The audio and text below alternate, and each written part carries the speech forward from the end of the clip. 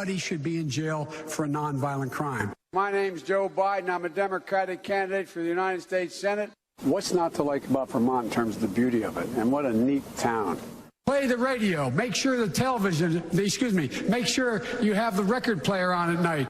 Poor kids are just as bright and just as talented as white kids. We choose science over fiction. We choose truth over facts. Think about it. We hold these truths to be self-evident. All men and women created by you know the thing. 150 million people have been killed since 2007 when Bernie voted to exempt the gun manufacturers from liability. It would put 720 million women back in the workforce. You had people like you had people like the former chairman and leader of the party in Germany. Legs that turn blonde in the sun, and the kids used to come up and reach in the pool and rub my leg down so it was straight, and then watch the hair come back up again. They'd look at it. So I learned about roaches. I learned about kids jumping on my lap. And I've loved kids jumping on my trust. Like his strange hold on Defense Secretary Ash Carter's wife, Stephanie.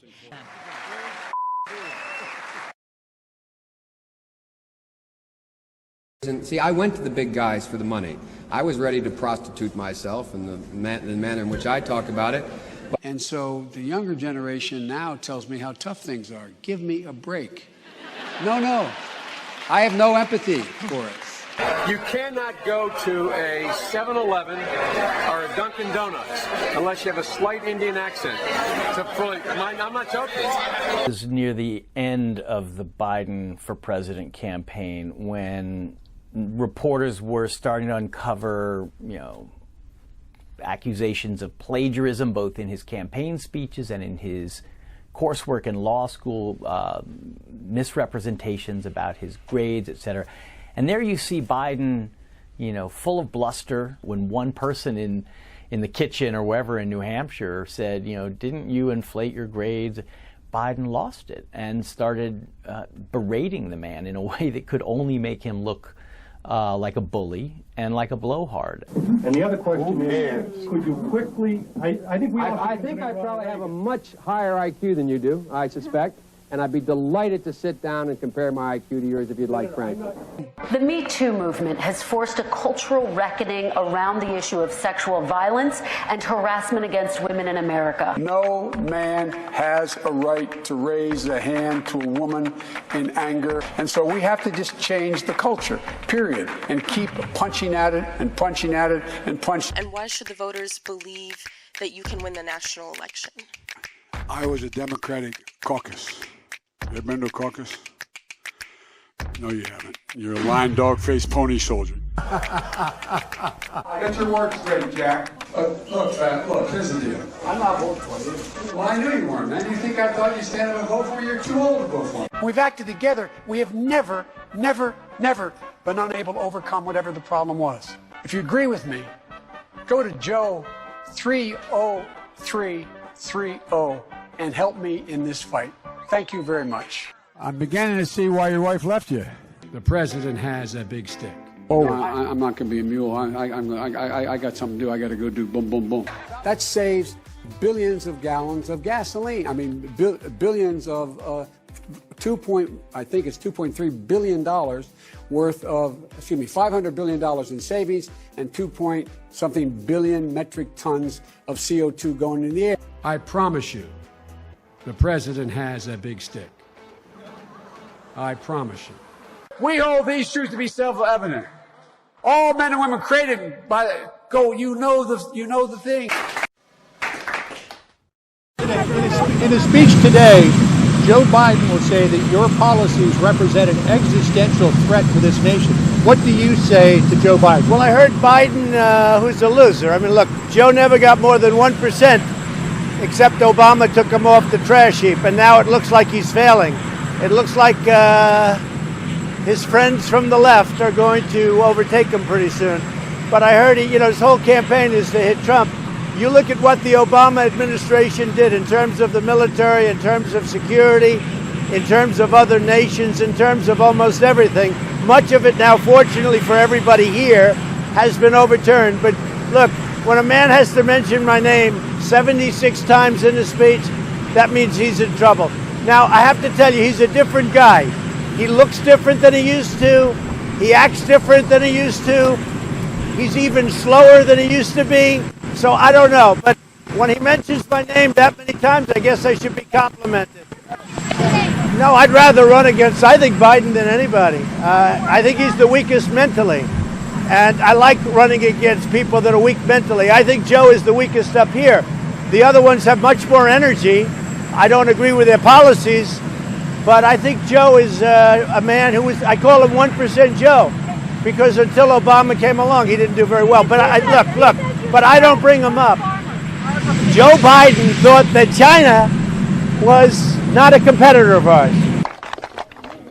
And by the way, you know, I sit on the stand and it get hot. I got hairy legs that turn blonde in the sun.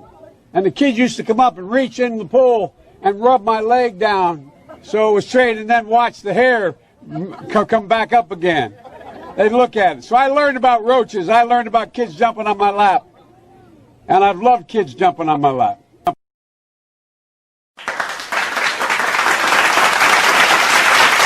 Kingswood Community Center. Excellent. That's the one down where I used to work. It's a joke. Well, you don't make somebody else sick. Sick. What's with this stuff? Well, the only thing we can do about it is be prepared. We have a whole group of lawyers who are going out to every voter registration physician in the states, the secretaries of state, making sure that they, in fact, have a game plan as to how they're going to allow. In our last administration, $1.5 trillion. We're going to make that $2.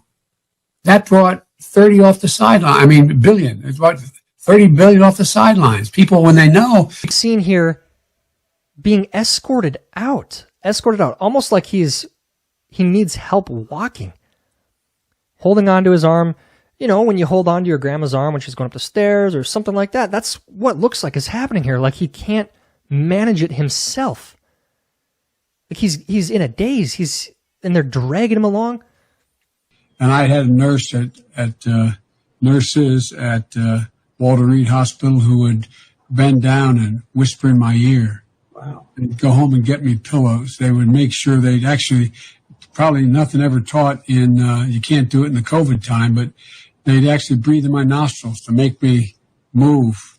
You know what? This is not the way to win voters, Mr. Vice President. I'll tell you what, but it's the way to be able to sleep with my wife. She's a Philly girl. I know. I'm so. I tell them I'll be late just a little bit, okay? All right? Thank you, Mr. Vice President. I always get in trouble on the last question, but go ahead. We appreciate it. The response to this pandemic has become very politicized. Even wearing a mask has become political. If elected, how are you going to get Americans on the same page? And can your plan be successful if they aren't? Well, I think the way to get it on the same page is to, I'm going to try to say this politely, is to lower the rhetoric based on division. Stop appealing to the less healthy side of society. Instead of, for example, when a golf cart goes by yelling white supremacy and the president tweets it out, don't do things like that. Bring the country together. We're giving a portion of the population who has responded to the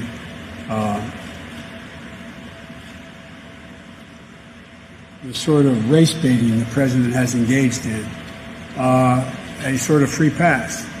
And it generates divisions. And we're also talking about it in terms of the president talks about, manhood and, and being strong and you don't need the mask. I think we have to start appealing to the better side of human nature by pointing out that that mask is not so much to protect me It's if I have an undiagnosed, I have it, it's to protect you against me. It's to protect other people. And it's called patriotism. It's called responsibility. It's called making sure you look out for the other person. And we have spent too much time, if you notice, the president puts everything in terms of him. And I'm not being facetious. Everything is him. It's I don't think, or I don't take responsibility, or I didn't do that, or I believe that. I mean, it's not about I. It's about us.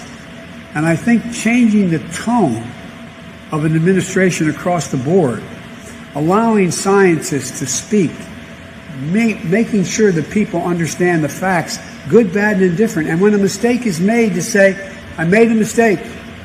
I was wrong. Shouldn't have done it that way. We should do it this way. I think all those things change the atmosphere. Let me conclude it by saying this, and I apologize, you've heard me say this before. The words of a president matter, no matter who the president is, no matter how responsible or irresponsible the president is. A president, whomever he or she is, can take us to war or bring peace, can have markets rise or fall, appeal to the senior side of humanity or to our better angels. It matters. It really matters. And so I think it's about the tone. And I think it goes across the board. I know, I'll conclude with this, I know that I was criticized, legitimately criticized, during the primaries by saying that I plan on uniting the country, bringing Democrats and Republicans together. We have to do that. If we can't do that, we can't function. We have to bring the country together. And I think on this piece, if in fact we stand up, and by the way, you have, don't hold me to the numbers, please, you can correct me on this, but I think something like 70 or 74 or 75% of the American people think you should wear a mask. The overwhelming number of people think we should take these precautions and so on, think we should open more slowly.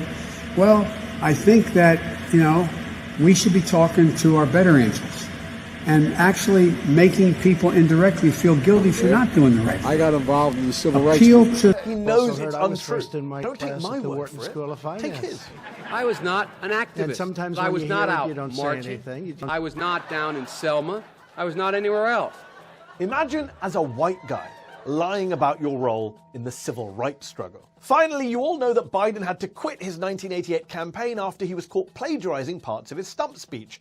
But Biden also lied about his grades. I think I probably have a much higher IQ than you do, I suspect. The first year in law school, I decided I didn't want to be in law school and ended up in the bottom 2/3 of my class, and then decided I wanted to stay, went back to law school, and in fact ended up in the top half of my class. In fact, he graduated 76th in a law school class of 85 students.